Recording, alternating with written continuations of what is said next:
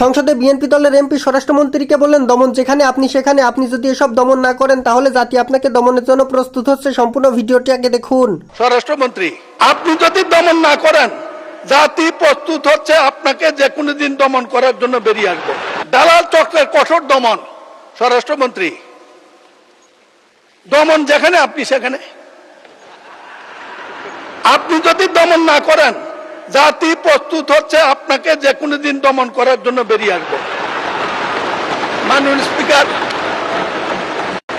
আমি যেদিন দাঁড়াই সেদিনে আপনি চেয়ারে থাকেন। আমার একটু সীমাবদ্ধতা আছে, আপনার সাথে বিতর্ক করতে পারি না। আমি বলছিলাম সময় যখন দেবেন ইচ্ছা করে কিছু কথা বলার জন্য দিয়ে, যাই হোক 6 মিনিটে যথেষ্ট দিয়েছেন, আপনাকে ধন্যবাদ। সব কথাগুলো লিখিত আকারে মন্ত্রীর কাছে দিয়ে দেব।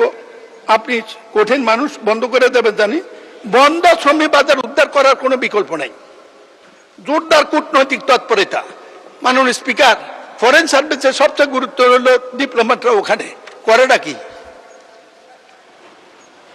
তাদেরকে একদিন সংসদে আনেন, আমরা একদিন শুনি, আমি অভিযোগ করবো, জবাব দেখ। এই সংসদীয় কমিটির কথা দরকার নেই, অলরেডি সংসদীয় কমিটি গঠিত হবে শ্রম মন্ত্রণালয়ের। শ্রম মন্ত্রণালয়ের যাকে দেবেন উনি থেকে এদেরকে ডেকে জিজ্ঞেস করুক লোকরা নির্যাতিত হয় কেন, পাসপোর্ট দেওয়ার সমস্যা কেন। মাননীয় স্পিকার, দালাল চক্রের কঠোর দমন। স্বরাষ্ট্রমন্ত্রী, দমন যেখানে আপনি সেখানে, আপনি যদি দমন না করেন জাতি প্রস্তুত হচ্ছে আপনাকে যে কোনো দিন দমন করার জন্য বেরিয়ে আসবে। মাননীয় স্পিকার,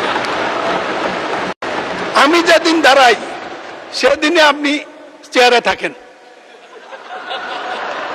আমার একটু সীমাবদ্ধতা আছে, আপনার সাথে বিতর্ক করতে পারি না।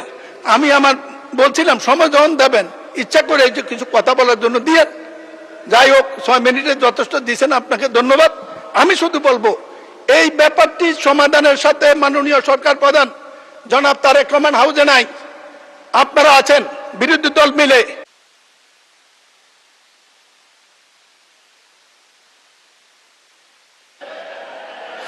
আরেক মিনিট।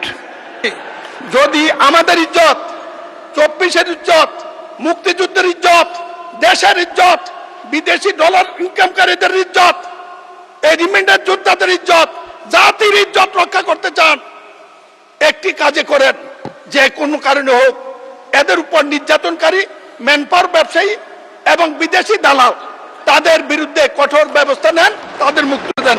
ধন্যবাদ মাননীয় স্পিকার। এই